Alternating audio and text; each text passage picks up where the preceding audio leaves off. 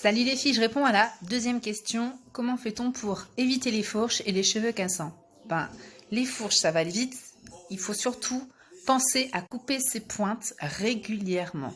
Je le dis toujours, on a cette fourche ici, elle est comme ça, et plus on attend, plus elle remonte, et à un moment donné, quand on fait le brossage, clac, on la perd. Donc au lieu de couper ça tous les 2-3 mois, vous allez perdre ça à ne pas les couper et vous allez vous rendre compte que vos cheveux ne sont plus égaux derrière. Et là, moi, je ne peux rien y faire.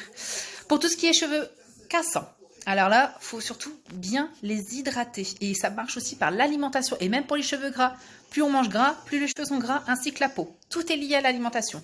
Donc, on prend une alimentation riche en vitamine E et acides gras pour déjà renforcer et donner du peps aux cheveux. C'est très important de passer par là. Attention, brossage agressif. Quand je dis je fais pas trop mal et qu'on me répond oh moi j'y vais comme ça à la maison. Non, non, non, non, non. Brossage avec une brosse au poil de sanglier. Donc, au poil de sanglier, très important, qui ne casse pas le cheveu. Et oui, on peut se démêler les cheveux avec une poêle de sanglier.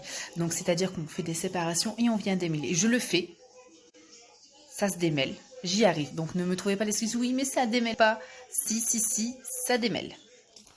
Donc ensuite, les shampoings agressifs aussi. Donc attention aux shampoings pleins de silicone, etc. Et attention au sulfate. Je le répète, le sulfate, c'est Pac-Man.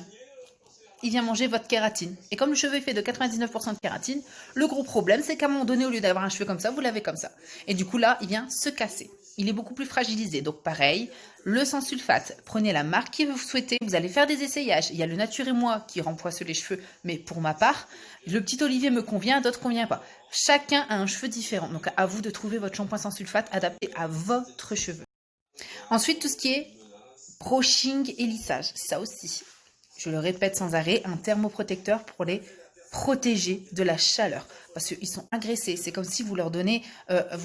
mettez-vous de toute façon le sèche-cheveux sur la peau, c'est pareil, ça vous brûle. Et ça va brûler le cheveu en fait. Donc n'hésitez pas à mettre votre lait thermoprotecteur sans rinçage pour protéger. Et le top, les sécher, c'est beaucoup plus long, mais les sécher à l'air froid. Ça permet de refermer les écailles et de moins les agresser, tout simplement. Et on essaye le moins possible de trop les agresser. Et je dis toujours, si vous faites un brush, ne faites pas de lissage. Si vous faites un lissage, séchez-les à l'air libre, c'est mieux. Ou alors, en séchage comme ça, mais ne pas mettre de brosse avec. On ne fait pas les deux en même temps. Le gros problème, c'est que ça les abîme encore plus. Donc, une petite recette pour les cheveux cassants, naturelle, et on en a tous à la maison.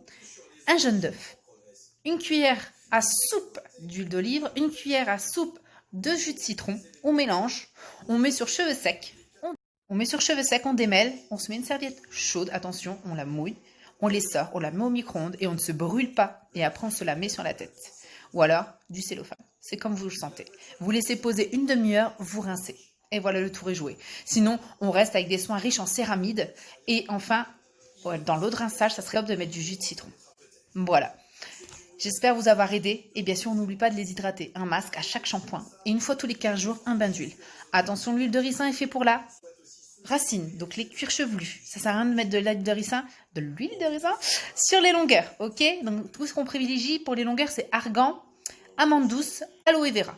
Et n'hésitez pas à acheter la plante d'aloe vera pour faire vos soins. C'est naturel, c'est 100%, très économique et surtout pas cher. Voilà les filles, plein de bisous et à la prochaine question.